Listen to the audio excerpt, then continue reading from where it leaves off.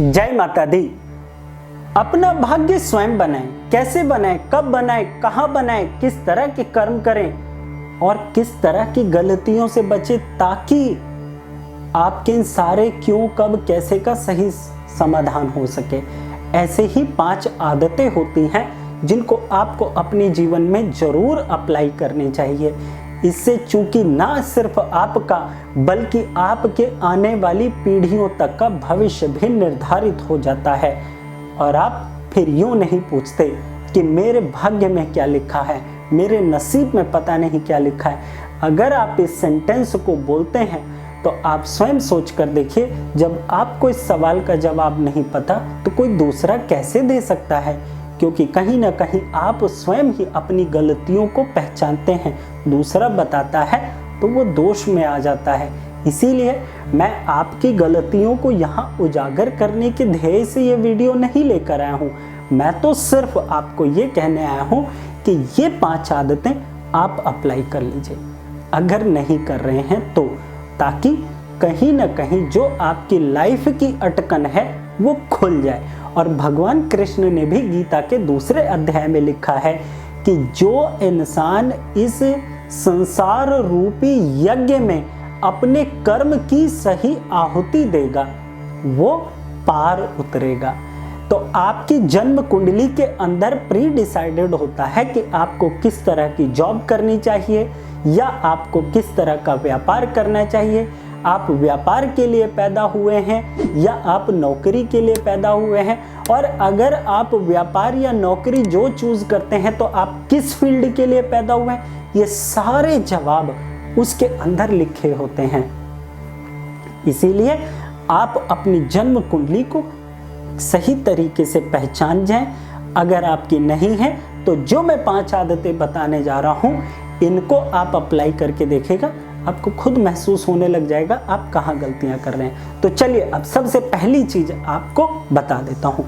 सुबह सूर्योदय के पहले जागना आपके लिए बेहद आवश्यक है। देखिए हमारे वेद पुराण शास्त्र में ये बात लिखी गई है कि हमें सूर्योदय के पहले जागना चाहिए। क्यों जागना चाहिए? क्योंकि हम मनुष्य हैं, हम द्विज हैं, दोष से परिपूर्ण हैं, इसलिए हम द्विज हैं। और हमारे साथ साथ इस पूरे ब्रह्मांड के जितने भी पशु पक्षी हैं, जितने भी वनस्पति हैं, ये सब सूर्योदय के साथ जाग जाते हैं और ये अपने अपने कर्म की आहुति इस यज्ञ रूपी शाला में देते हैं ताकि इस संसार का, इस ब्रह्मांड का भला हो सके। अगर आप सुबह देर से जागते हैं और आप अपने करियर को और अपनी लाइफ को अलाइन नहीं कर पा रहे हैं तो आपको वनस्पतियों से और पेड़ पौधों से सीखने की जरूरत है कि सुबह जल्दी जाग करके कैसे आप अपने आप को पहचान सकते हैं। साथ ही साथ मैं आपको बता देता हूँ, सुबह जल्दी जागने से आपके जन्म कुंडली के अंदर सूर्यदेव जिस भी भाव में बैठे हैं उस भाव में चाहे उनके ऊपर किसी ग्रह की नकारात्मक दृष्टि पड़ रही हो या फिर स्वयं वो किसी ग्रह के कारणवश खराब हो रहे हो या नीच भाव के अंदर बैठ करके खराब परिणाम दे रहे हो, इन सब से आप मुक्त हो जाते हैं और वो ग्रह वहीं बैठ करके उस भाव, उस राशि को और अपने प्रभाव को पूरी तरह से प्रज्वलित करके आपको रोशन कर देता है। इसलिए भी आपको सूर्योदय के पहले जाग लेना चाहिए ताकि आपकी जन्म कुंडली का और आपके जीवन का, करियर का जो सूर्य है वो हमेशा चमकता रहे। नंबर 2 टिप्स क्या है? हमेशा अब आपने ये सोचा कि सुबह जल्दी तो जाग गए लेकिन अब करें क्या? करना ये चाहिए, आपका जो सब्जेक्ट है, चाहे आप किसी भी तरह की नौकरी करते हैं या आप व्यापार करते हैं या आपका कोई भी काम है, तो आप सुबह उठ करके कम से कम आधा घंटे से 1 घंटे तक अपने काम को सुबह जल्दी जाग करके समय जरूर दें।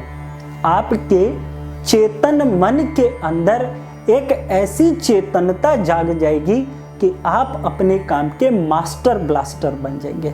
यकीन मानिए, करके देखिए, रिजल्ट आपको जरूर मिलेगा। ये मेरा अनुभव है और ये मेरा आपके प्रति सही मार्गदर्शन करने की निष्ठा है। करके देखिएगा। नंबर 3 चीज क्या है? नंबर 3 चीज है अपने तन, और अपने कपड़ों की सही तरह से देखरेख और सफाई करना। अगर आपको कहीं ये कहकर डराया जाता हो कि आपकी जन्म कुंडली के अंदर शनि खराब है, राहु खराब है, केतु खराब है, या मंगल की इस भाव पे नकारात्मक दृष्टि पड़ रही है जिसकी वजह से आपकी गृहस्थी खराब हो रही है, या आपके कामकाज के अंदर इस ग्रह की वजह से खराबी आ रही है, तो ध्यान रखिए, एक फॉर्मूला आपको मैं बता रहा हूं। सारे ग्रहों को चलाते हैं, ध्यान रखिएगा, राहु केतु सारे ग्रहों की रिपोर्ट कार्ड लेकर के शनि देव को पहुंचा देते हैं, और राहु केतु को चलाते हैं बृहस्पति देव। और बृहस्पति देव जिस जातक की जन्म कुंडली में अच्छे हों, यानी जिस जातक के पास अपने कर्म की, अपने ज्ञान की और अपने आप के और दूसरों के प्रति गोल्ड जैसी क्वालिटी हो, उसका राहु केतु शनि मंगल कुछ नहीं बिगाड़ते, उसका सब कुछ अपने आप पार हो जाता है।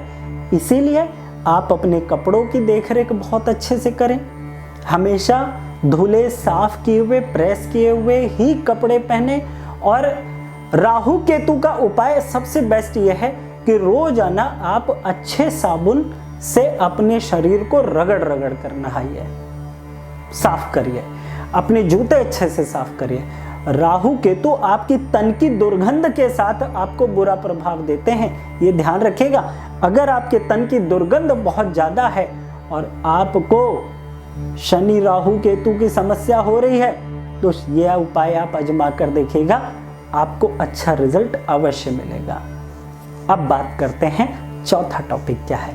चौथा टॉपिक भी बहुत इंटरेस्टिंग है, बहुत काम का है, बहुत इजी है। जैसे मैंने आपको बताया ना, अपना शरीर, अपने कपड़े, अपने जूते, अगर आप इन्हीं को सेट कर लेते हैं, राहु केतु से आपको डरने की जरूरत नहीं है। और फिर थोड़ी बहुत उपाय तो आपको करने पड़ेंगे अपनी, वो भी जन्म कुंडली के आधार पर। चौथा टॉपिक अब वो भी जान लीजिए, अपने घर और अपने ऑफिस में जो भी आपका कार्यस्थल है उसकी प्रॉपर मेंटेनेंसिंग करिए। और वहाँ पर जो आपने मंदिर बनाया है वो साफ सुथरा होना चाहिए, मेंटेन्ड होना चाहिए।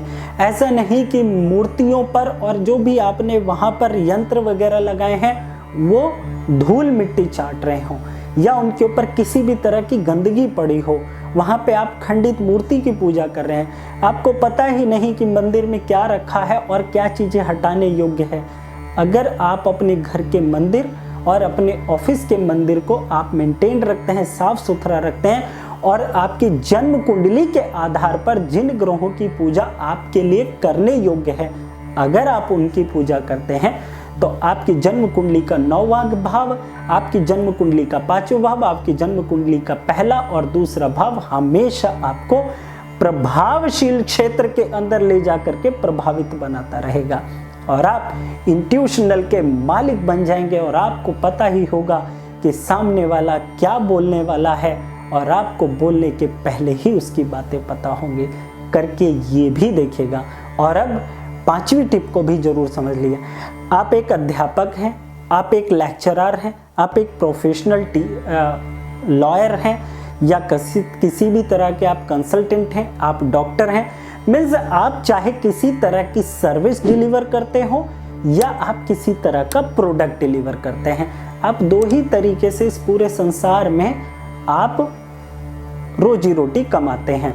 तो आप ये देखिए कि जो आपका प्रोडक्ट है या जो आपकी सर्विसेज है, आप उसको प्रॉपर अपग्रेड करते हैं या नहीं करते, नंबर 1 बात।